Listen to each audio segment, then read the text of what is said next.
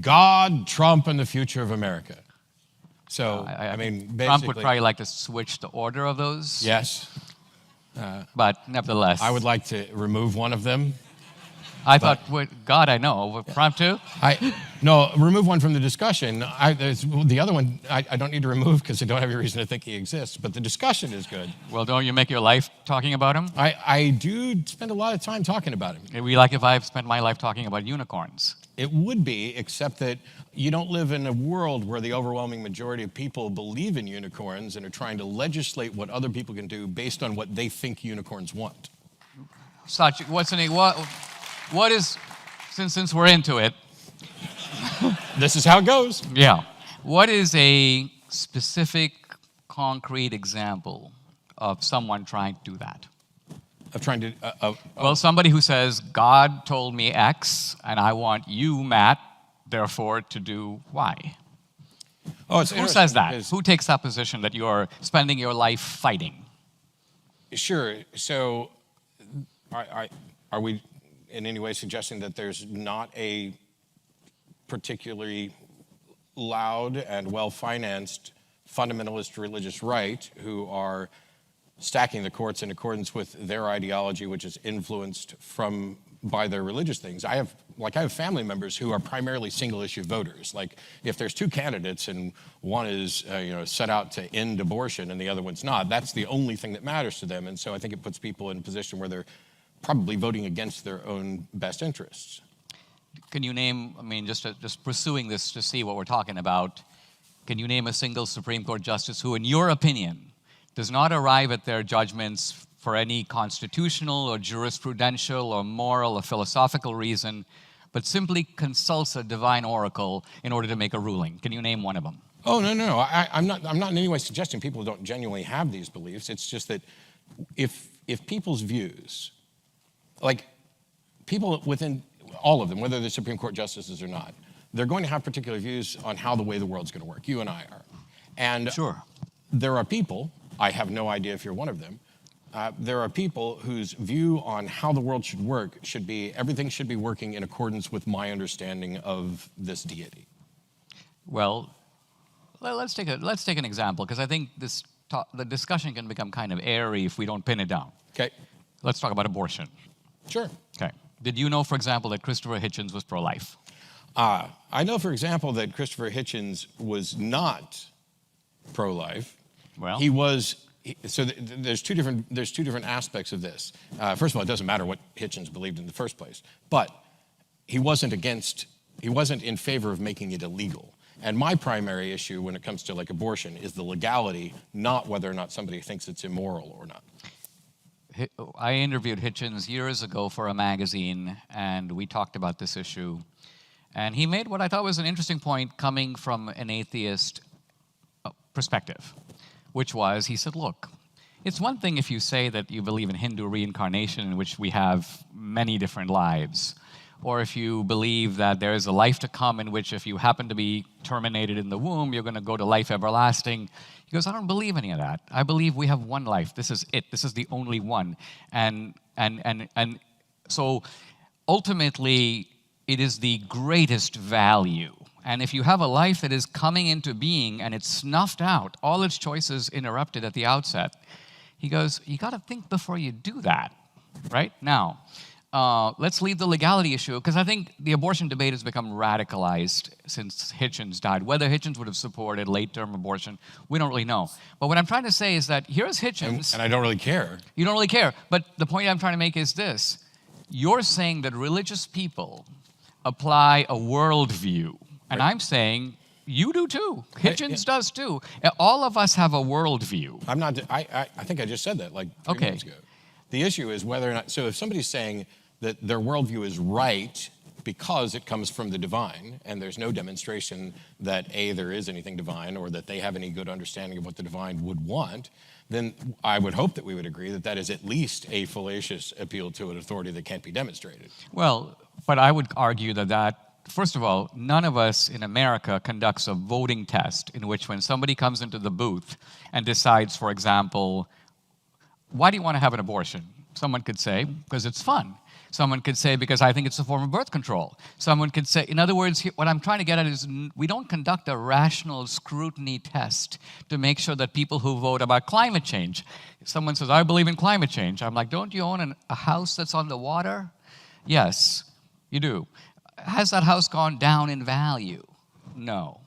Now, Is that the test for whether? No. What I'm trying to say Okay. is we don't subject people's political views to a scrutiny in which we ask, are there irrational? In what way? Well, let's say somebody says. I'm just trying to make sure I understand what you're saying. Well, you're saying that when it comes to religious believers, right? Right. There's a compartment that they have. Let's call it the divine compartment. For some of them, sure. Right. And so they appeal to this, from your point of view, irrational source. And they try to import that source into politics, which according to you is fallacious. They shouldn't be doing that. And I'm saying all kinds of people who are not religious say the wackiest things. But and that's have a the Tukokay fallacy. That's whataboutism. I would object to anybody doing things on behalf of irrational reasons. I'm just saying that So you would like to see our democratic process purified of the irrational. I would like to see our universe purified of the irrational. Okay, and how would you go about doing that? Education, by actually teaching people not only critical thinking, but logic and fallacies, so that instead of believing something when they don't have a good reason, they reserve belief until they do have a good reason. You shouldn't believe anything until the evidence actually supports it. What is the evidence for God? What is the reason that anybody should believe there's a God at all? Okay. And so far, despite countless debates, nobody seems to have come up with a sound reason for that, and yet they go 10 steps further, which is not only is there a God, but it's this God, and my understanding of this God, and this is how we interact, and the Bible is the true guidebook, or the Quran is the true guidebook, and the question then becomes, we have a proposition, any proposition, whether it's God or climate change or whatever. How do we go about determining whether or not that proposition is reasonable to accept? Okay. And on the God front, maybe you have something better than anybody else has come up with. What is the reasonable warrant for accepting that there's a God at all? Okay, let me try to answer that. I start with the fact that here we are flung into the world with no clear understanding of A, where the universe came from, not the earth, but the universe. B, why we're here and what the purpose of our life is. And C, what, if anything, happens to us after we die. I would argue that, so we are in a very peculiar position. We're human beings, we're flung into the world, and the three of the most important questions we could possibly ask, we have no answer to. Now I'm going to hold agree on. with you. Do you agree or you not agree? I'm going to agree with you on two of the three. The middle one, on purpose, I think assumes there's a purpose that there's been no demonstration there's a purpose to it. What, if any, purpose we have for our Sure. life? Okay, so now we are in agreement that on the three cardinal questions, we are in a certain kind of blindness. We're in a certain kind of blind ignorance because we don't know, correct?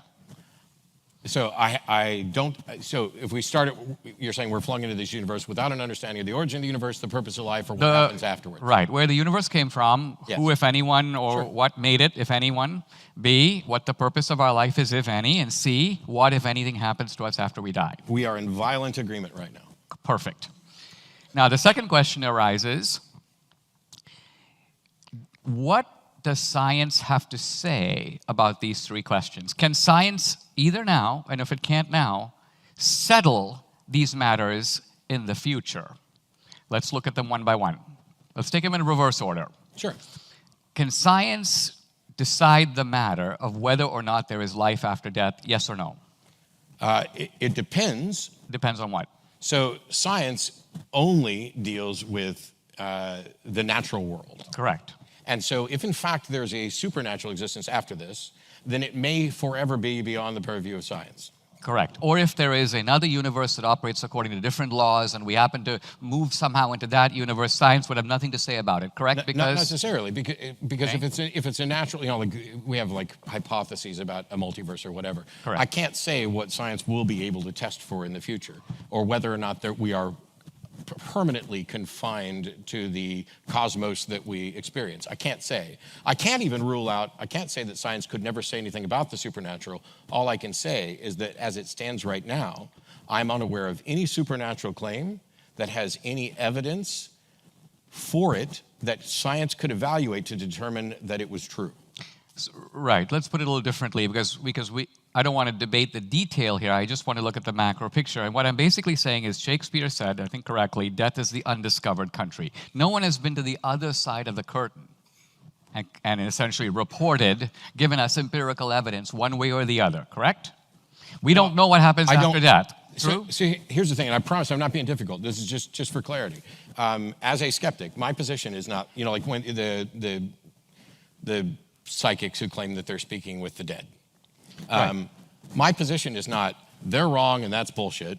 My position is they cannot demonstrate that what they're actually doing is what they claim. And so I can't say nobody's been to the other side and communicated back. I can just say there's no reliable evidence for it, and I don't know what shape that evidence would take in order to demonstrate that. Okay, I want to come back to that because that you've now made to me a very striking claim, namely that we should, I think you're saying, disbelieve all claims for which there is not sufficient evidence. So, not just that we should take an agnostic position, but we should disbelieve them. That's two different things. Oh, so if you mean disbelieve as in believe they are not true, that's the exact opposite of what I just said. Okay. What I said was we should believe things when there's evidence for it, and that is both the proposition that the supernatural is real and the proposition that the supernatural is not real. Okay. So agnosticism isn't some middle ground between believing X and believing not X. There is no middle ground. You are either convinced of X or you are not convinced of X. And I'm not convinced that the supernatural is real. That doesn't mean that I'm convinced that the supernatural isn't real. It's kind of like if you go into a courtroom, Okay. I may have to say not guilty, even if I'm not convinced of innocence, because the burden of proof is on the claim of guilt. And so the people who say, I have good evidential warrant to believe in the supernatural, have adopted a burden of proof, and they have to meet it. And until they do, I am not convinced. Okay, but let's be clear about what that burden of proof is, because I'm not saying I have definitive proof that God exists or these are his attributes. Here's what I'm saying. I'm saying I don't know if there is a God in the sense of no. I'd call myself a believer. Now, right away, we distinguish between a believer and a knower, right? Sure. It's an important distinction. Knowledge is a subset of belief. I believe there's a place called Papua New Guinea because I trust maps and I've studied about it. But I know my brother. I wouldn't say I believe I have a brother because I know the guy. So knowledge. Are you saying you don't know that there's a Papua New Guinea? No, I'm saying I know it in the sense that I accept the authorities from which I learn about it. Sure. I trust it. Well, and if I went clarity, there, it's not just relying on authorities, it's actual evidence. So you have a belief in a proposition. right. Whether or not it qualifies as knowledge is a separate question because knowledge is a subset of belief. In philosophy, it would be justified true belief. I tend to use a more kind of colloquial because I'm a dilettante. I'm an uneducated oaf who just talks a lot. But if you have a proposition and you accept that it's true, that's all I mean when I say I believe it. You either accept it or you don't. If I say I know it, all we generally mean, all most people mean when they say I know something is that they really, really, really, really, really, really believe it. They're talking about the confidence level that they have in that proposition that it is likely true. And when we say I know something, generally we're saying I believe this to the extent that it would be worldview altering to discover it was wrong. And so I believe there's a Papua New Guinea. I would actually argue that I know, I have evidential warrant that there's a Papua New Guinea without actually ever having been there. This is, people used to do the, you don't know there's an Australia. Well, I do now because I've been there. But even before I was there, I think that I had evidential warrant for it. Yeah, but okay, I agree with that. And I know that there's a Papua New Guinea in that sense. Let's take a different example. Let's say I were to tell you I'm from India. Okay? You have no reason to doubt me. You probably believe I'm from India. Yeah. Now, you don't actually know that. It depends on what you mean by know. Well, and it are you also- 100% sure? No. Is 100% certainty required for knowledge? Not necessarily, but I would what's agree. your bar? So I don't think you can be 100% certain about anything. Okay. Which is why I abandon the notion of certainty, which is why when I talk about knowledge, I talk about it as a subset of belief and that it's a confidence level. But also, I genuinely don't really, I'm unimpressed when someone says they know something because we don't wait till we have knowledge to act. We act in accordance with our beliefs, and whether or not your belief rises to the level of knowledge doesn't change what your action's going to be. All right. So let's sort of circle back to where I was going with the three big questions. And I think we started with death. You were in violent agreement that the cause, that we don't know, the cause of the universe, we don't know any prescribed purpose for our lives. We try to discover it, but we don't know it. And we don't know what happens after death. Yeah, I'm not convinced that anything does, but I definitely would agree. We don't know. Fair enough. Now, let me ask you this question. What do you do about belief when you are in exactly this position? If something is true, it would have tremendous implications. For example, you would concede that if there was life after death, that would greatly affect the way we think about life on Earth now. It would. Depending on what that life looked like. And depending on whether or not anything in this life had any impact on that life. Correct. But right. Yes. So let's just say if the religious narratives are correct, and there is some sort of cosmic justice in which, let's just say, the crimes that are the undiscovered crimes of this life have to be accounted for in a future life, we would probably have to start thinking about all the stuff that we get away with in private, because even though we escape human accounting, there would be some sort of presumably divine accounting. So in other words, all I'm trying to establish is that there's a relevance to these questions, even if we don't definitively know anything about them, anything about the answer matters which way we go. I agree the answer matters. It's just that the answer right now is, I don't know, and you can play the what if game for any one of them. What if there's nothing? What if it's the end? What if there's a being who's going to judge you based on whether or not you fell for things without sufficient evidence? What if that's the criteria? Okay, so what you seem to say is, I think about something, and if I really can't answer the question, right, I take the default position that that something doesn't exist until evidence shows up that's going to convince me it does. Of course. That's your view. That is sound epistemology. Sound epistemology according to whom? According to you. Sure. We'll just go according to me, because I don't need to cite anybody else. Right. Because I'm right. Because okay, hold on.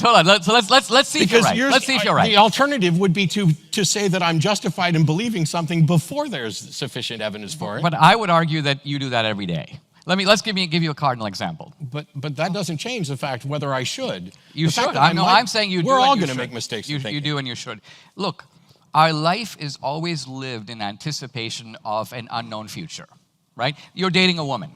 Yes. And so what you do is, you, being a very reasonable guy, plug in all this data, right, about this woman, and you're trying to make a rational decision. Let's say, is this the woman I want to spend my life with? Let's assume you're thinking about that question. For the sake of your argument, we'll assume I'm thinking about that. Okay. Now, I would argue that in reality, given the way human beings are, you could never really know what life with this person is going to be like, let's just say over the next 30 years. First of all, you'll be different people in 10 years, or different people in 30 years. So this question about what it's going to be like is unanswerable with any high degree of certainty, correct? Yeah, which is one of the reasons why I, unlike many religions, actually support the notion of divorce, and I'm opposed to the notion that there's a soulmate out there that you're going to be everything to forever. If we're both in agreement that we don't know what the future holds, I don't make a decision to say... But if you'll pardon me, that's a tediously predictable response. I'm not going there. Where I'm going with is the fact... I didn't think you were going there. No, because... Right. Where I'm really going with is the fact that in making a decision of whether or not to be with this person, yes or no, you are necessarily taking a huge leap of faith. No. See, that's the thing. The way I operate my life, and maybe I'm a weirdo, is, so for example, in this case, I have no plans to end this relationship, and neither does she, but we are both adults, and there were 2 rules: be honest, have fun. That's it. That's all. Be honest, enjoy life. And as long as we're both honest, we can reevaluate the nature of our relationship at any point. I am friends with every one of my exes, including my ex-wife, who I just spoke to. We went into it with this optimism that perhaps we would spend the rest of our lives together. and with the realistic notion that it doesn't happen. Anybody who, the divorce rate's 50 some odd %, anybody who goes into a marriage now thinking, we're never gonna get divorced, is already in opposition with the actual data. And so I, as a huge proponent of David Hume, one of my favorite quotes from him, is that the wise man proportions his belief to the evidence. So my confidence in any proposition, including this particular relationship lasting until I die, is based on whatever data I have. I don't have some delusion that some other people want to run around with. I've found the person and we're definitely going to be together forever because life is uncertain. And it seems that rather than engaging in that self-deception, I'm fine saying, this is what I hope happens. I hope that I am with you for the rest of my life. I hope that, or for the rest of our lives or whatever, but I don't have an unrealistic expectation. But don't you make plans? Sure, I make plans for tomorrow because that's the pragmatic. You don't buy insurance, you don't build homes, you don't make plans, you don't put money into a 401k, and you don't put money into educational funds. Yes. You do.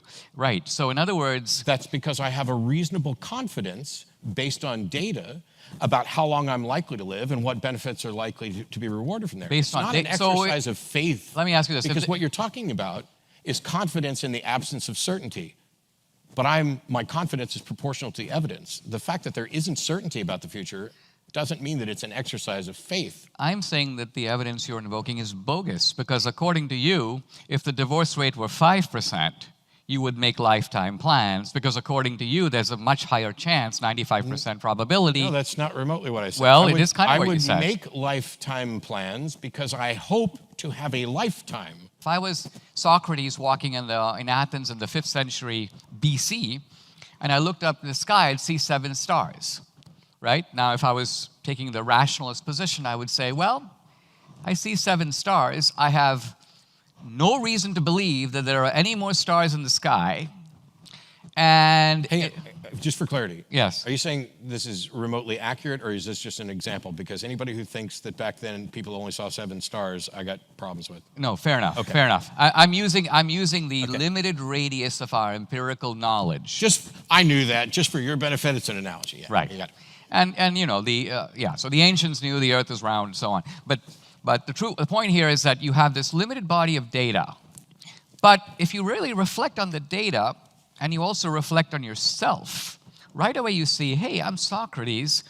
I've never moved 5 miles away from the place I was born. I don't even know how big the Earth is. There could very well be a whole bunch of other stars out there, and just because I have not 1 ounce of empirical evidence for them, I can't be close to them or declare them out of bounds or declare that my whole life is to be lived without regard to that possibility. Well, because it's a very real possibility. So let's say you and I both lived on this particular plot of land in New York our entire lives, and we had only ever seen 7 stars. Right.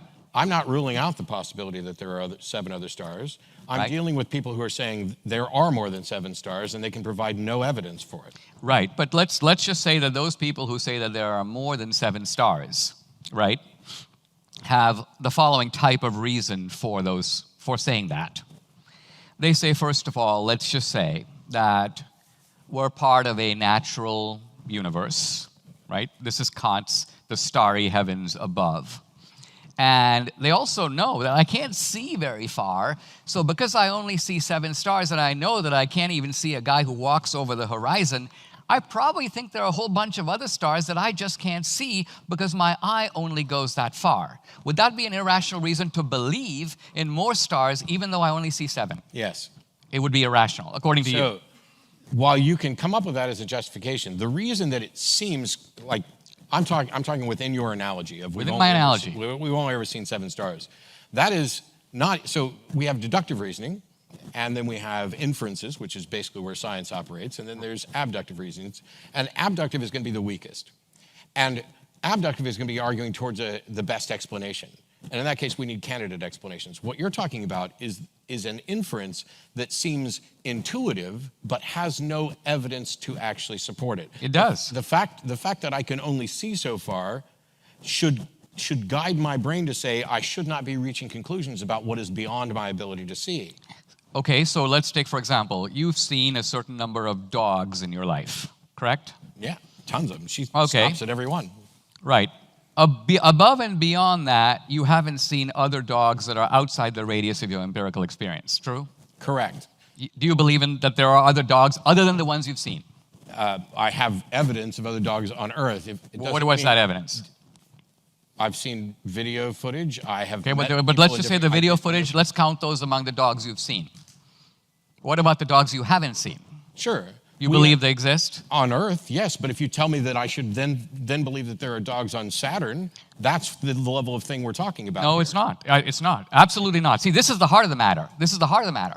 Because according to you, religious people believe that there is a God who, like in ancient Greece, inhabits the natural world that's living on another planet.